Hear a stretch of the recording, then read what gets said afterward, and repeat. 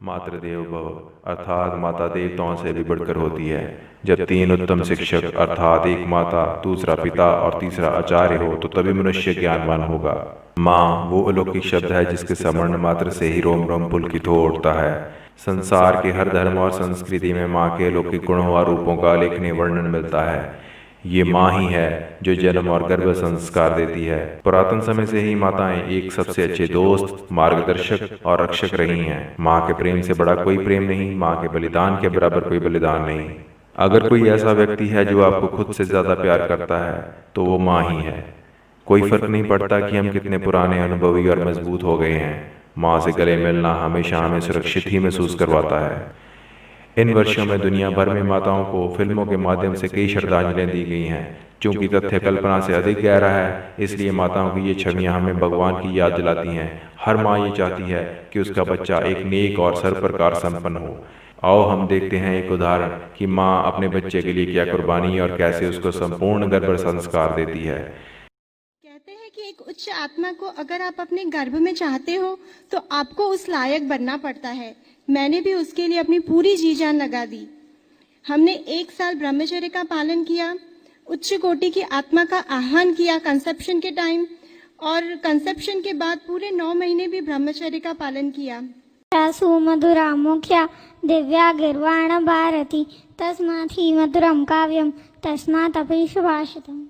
अब मैं सकलाहट बोलूंगी। सकलाहट प्रतिष्ठानम अधिष्ठानम शिवशिव भूभो स्वस्तिशान मार्यंतम प्रणिदद्महे नाम घृति द्रव्य भावे पुनः स्त्री जग जन्म क्षेत्रे काले च सर्वस्मिन् अर्हता समुपास्महे।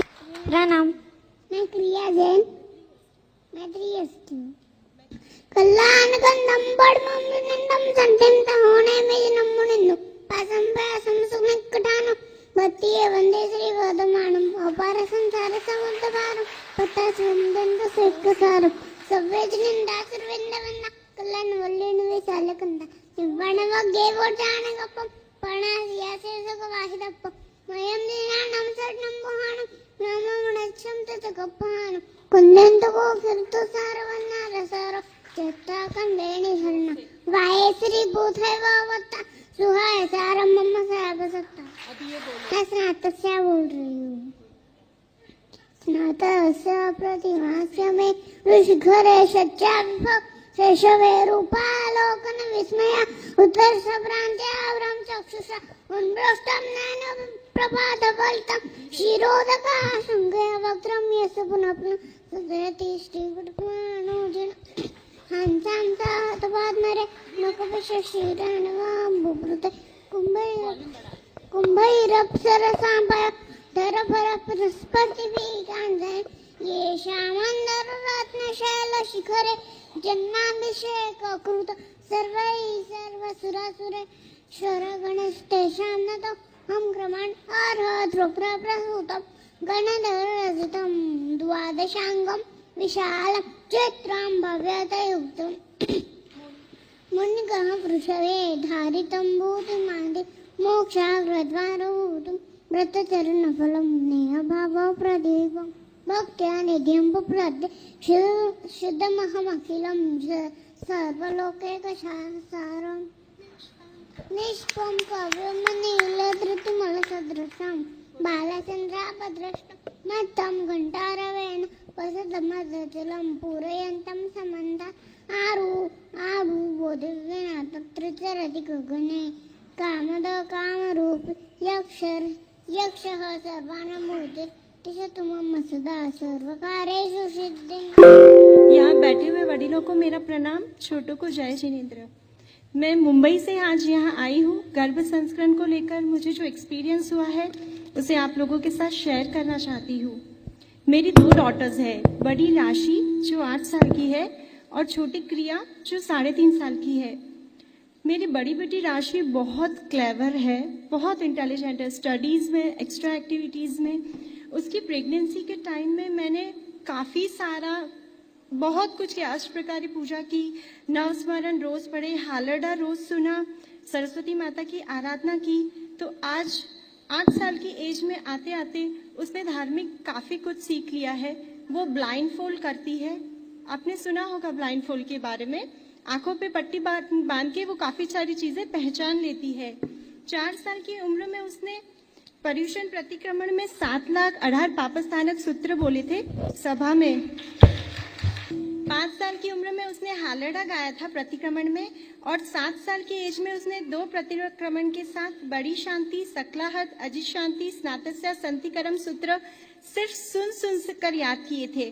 मैं उसे कभी लेकर नहीं बैठी सिखाने के लिए।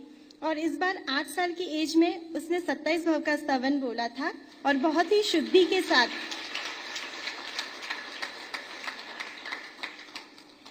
दूसरी प्रेगनेंसी थी और मेरी जॉइंट फैमिली है, तो मैं ज़्यादा टाइम नहीं निकाल पाई, पर घूमते फिरते काम करते, किचन में मेरी बेटी को पढ़ाते, देरासर जाते, हर टाइम मैंने नवकार स्मरण किया, बहुत सारे डिफरेंट टाइप्स के जाप किए। 9 महीने का जो डाइट प्लान और म्यूजिक है वो फॉलो किया। गौतम स्वामी का रास पढ़ा, आत्मरक्षा, मातृका, सूडोकू, एम्ब्रॉयडरी, काफ़ी कुछ किया। मैंने 9 महीने ना टीवी देखी, ना होटल गई, ना थिएटर गई, और कहीं भी 1 मिनट भी किसी भी एक्स्ट्रा बात में वेस्ट नहीं की। और सबसे इम्पोर्टेंट है कि जब से मेरी इस बेटी ने बोलना सीखा है, उसने कोई भी शब्द अशुद्ध नहीं उच्चार किया, कितना भी डिफिकल्ट हो। जो इंग्लिश में हम कहते हैं ना टंग ट्विस्टर, वैसे वर्ड्स भी कभी इसी ने अशुद्ध उच्चारण इसका नहीं आया। ये देवगुरु और धर्म की ही कृपा है।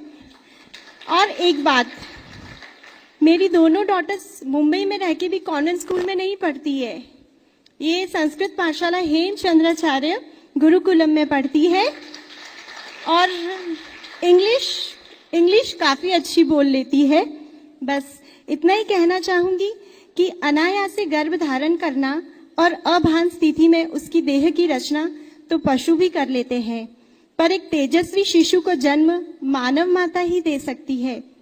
इच्छित संतानનું સ્વપ્ન જે કરવું હોય સાકાર, इच्छित संतानનું સ્વપ્ન જે કરવું હોય સાકાર, तो निश्चितपणे आपजो मूलમાં गर्भ संस्कार। धन्य है वह माता जो गर्भवान से लेकर जब तक पूरी विद्या ना हो तब तक सुशीलता का उपदेश करे।